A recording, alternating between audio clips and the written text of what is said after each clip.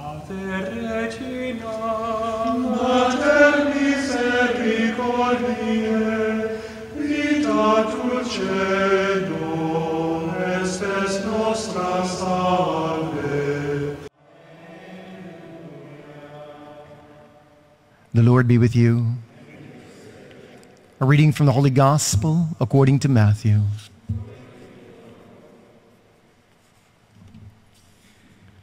Jesus got into a boat. His disciples followed him, and suddenly a violent storm came up on the sea, so that the boat was being swamped by the waves, but he was asleep. They came and woke him, saying, "Lord, save us, we are perishing." He said to them, "Why are you so terrified, O you little of faith?" Then he got up, rebuked the winds and the sea, and there was a great calm. The men were amazed and said, "What sort of man is this, whom even the winds and the sea obey?" The Gospel of the Lord.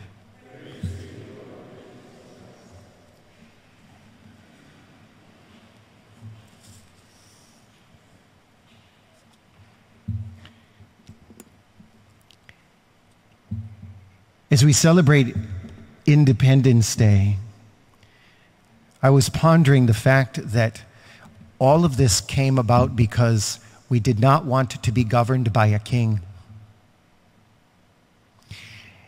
And what's interesting is, in the scriptures, in the Old Testament, God tried to tell the people not to be governed by a king because a king would hurt them in the long run because he would turn out to be selfish and exploiting all the people.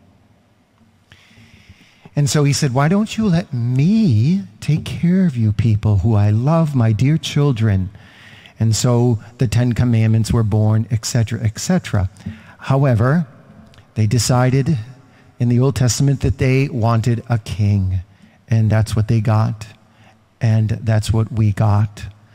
And we rebelled against that. We wanted a new form of government.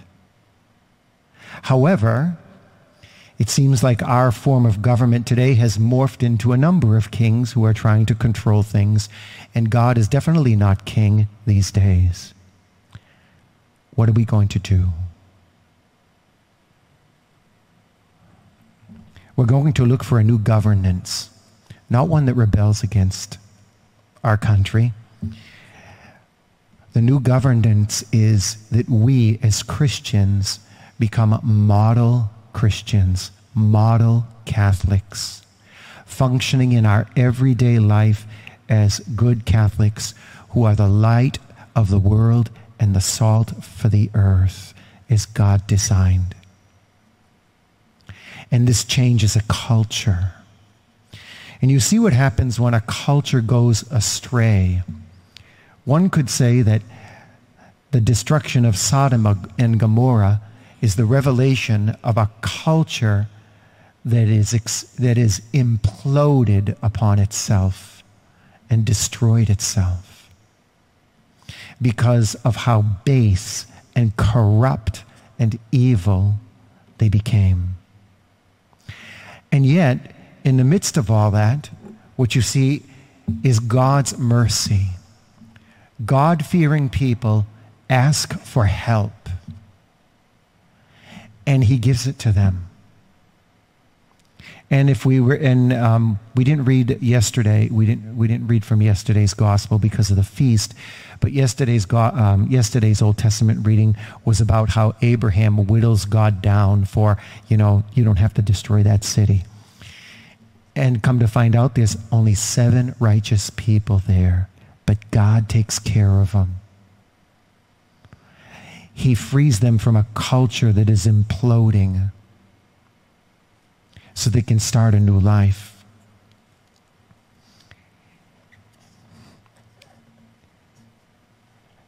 And here we are in the gospel. You have seasoned mariners who are in the midst of a storm. They don't know what to do. And they're frightened. Imagine, seasoned mariners can't handle, they are below their depth in fright. And so, the only place, however, that's safe in this big storm is in the boat with Jesus. And they appeal to him. Seasoned mariners who have to go to a carpenter to figure out how to swim and row a boat. Interesting. Ironic. And Jesus says, where's your faith?